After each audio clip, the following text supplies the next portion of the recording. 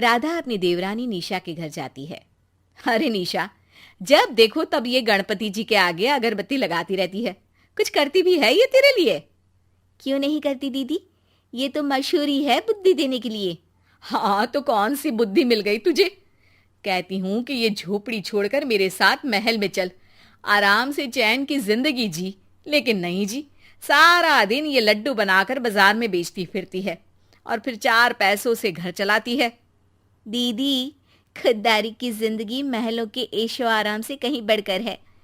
मुझे अच्छा नहीं लगता जब मेरे पति अपने ही सगे भाई के घर नौकरों की तरह काम करे और सर्वेंट हाउस में रहे।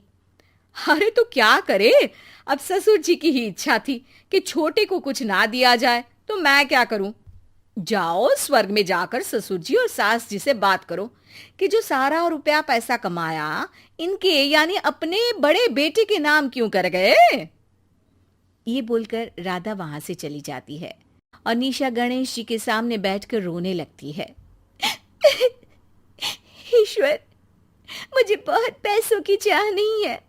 मैं नहीं चाहती कि मैं रोज पकवान खाऊं, लेकिन क्या मेरे नसीब में सारी जिंदगी मेहनत मजदूरी लिखी है। मैं अपने बच्चों को सही शिक्षा देना चाहती हूँ।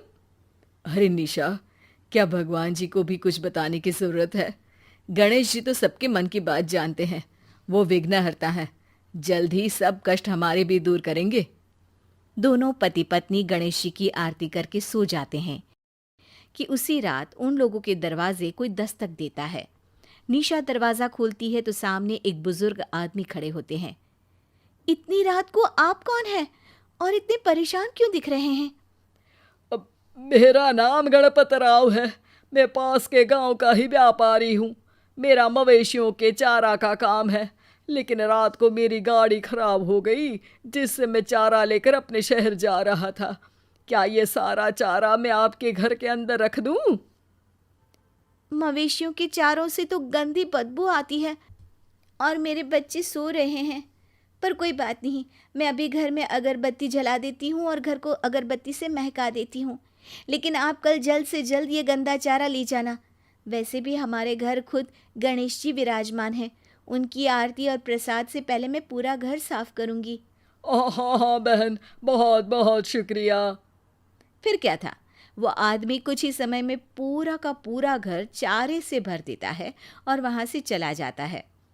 अरे निशा, हम तो माला माल हो गए। तेरी सारी इच्छाएं पूरी हो गई। हे गणपति बप्पा, ये तो कमाल हो गया, कमाल। निशा आँख खोलती है और देखती है तो सारा घर सोने से भरा है। रात को कोई आया था क्या? हाँ, गणपतराव नाम का एक आदमी आया था। मैंने उसका सारा चारा घर में रखवा लिया। बेचारा व्यापारी था, कहीं नुकसान ना हो करके मैंने उसके सामान को एक रात को अपने घर में रखने के लिए हाँ कर दिया था।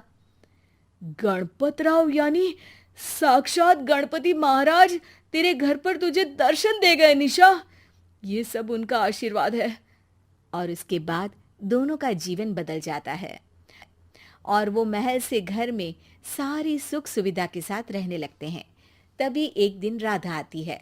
अरे निशा, वाह जी वाह, क्या ठाठ बाट, लगता है कोई लॉटरी लग गई।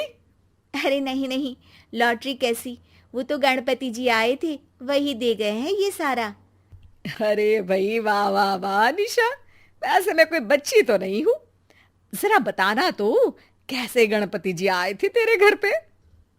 निशा उन्हें सारी बात बता देती है कि कैसे वो एक दिन गणपति महाराज के सामने अपनी परेशानियां रो रही थी और उस रात कैसे उनके घर में वो आए और क्या क्या हुआ। अच्छा, अरे छी छी छी छी, जानवरों का चारा तूने अपने घर में फैला लिया। छी छी छी छी। पर चल कोई ना, अगर वो सुबह सोना बन जाता है तो मैं भी मैनेज कर लूंगी। अगले दिन राधा अपने घर में गणपति जी की मूर्ति के सामने अपना दुखड़ा रोकर सो जाती है। रात को उसे नींद नहीं आती है, बार बार दरवाजे की तरफ देखती है। अरे आ भी जाओ गणपति बापा, कब से इंतजार कर रही हूँ। तभी राधा के घर भी दरवाजे की घंटी बजती है। अरे वाह वाह वाह, आ गए, सोने का भंडार लिए गणपति जी आ गए। राधा दरवाजा खोलती है, सामने एक आदमी खड़ा होता है। मेरा नाम गणपत राव है और मैं राधा बीच में ही बोल पड़ती है। हाँ हाँ, आपका सारा चारा मेरे महल में फैला दीजिए। मैं तो कहती हूँ किचन गार्डन हर जगह, अब बदबू की भी कोई फिक्र नहीं है। हाँ। वो आदमी उसके पूरे घर में जानवरों के खाने का सड़ा गला और बदबूदार चारा उसके घर में फैलाकर चला जाता है। अगली सुबह राधा का पति, हे भगवान, उल्टी कर करके मेरी तो हालत खराब हो गई। अरे पूरे घर में कौन कमबख्त इतना सारा जानवरों का सड़ा चारा फैला गया है? कीड़े लगे उसे जिसने मेरे घर का दरवाजा खोला। छी छी छी छी छी। राधा सारे घर में गंदगी देखकर दंग रह जाती है। हे भगवान, छी छी छी, ये क्या? निशा का घर तो सोने से भर गया और मेरा? हे भगवान, तुम तो बड़े स्वार्थी निकले। भक्तों में भी भेदभाव, अरे काहे के भगवान? तभी वहां निशा और उसका पति आ जाते हैं। अरे भाभी, भगवान को नहीं, पहले अपने कर्मों को कोसो। पहले तो धोखे से पिताजी की सारी जायदाद खुद हड़प ली, हम लोगों को खुद के ही घर में नौकर बना दिया। भोली भाली निशा से उसकी कहानी तो सुन ली, लेकिन भगवान के प्रति उसकी भक्ति नहीं देखी। अब राधा समझ चुकी थी, गणपति बप्पा अपने भक्तों के साथ उनके हर सुख दुख में है। बस जरूरत है तो दिल से उनकी भक्ति और जोर से कहने की, गणपति बाप्पा मोरया।